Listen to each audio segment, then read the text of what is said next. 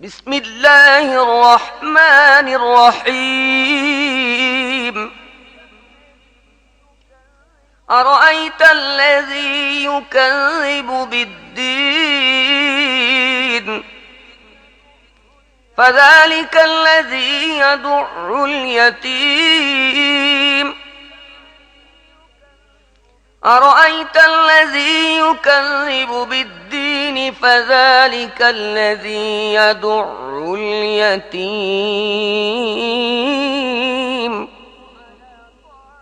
ولا يحض على طعام المسكين فويل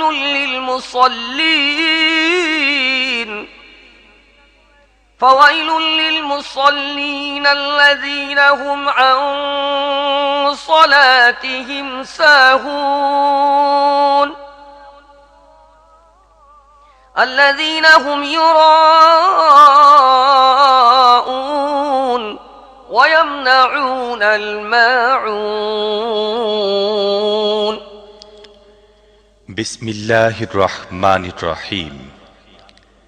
তুমি কি তাকে দেখেছো যে আখিরাতে পুরস্কার ও শাস্তিকে মিথ্যা বলছে? সেই তো এতিমকে ধাক্কা দেয় এবং মিসকিনকে খাবার দিতে উদ্বুদ্ধ করে না।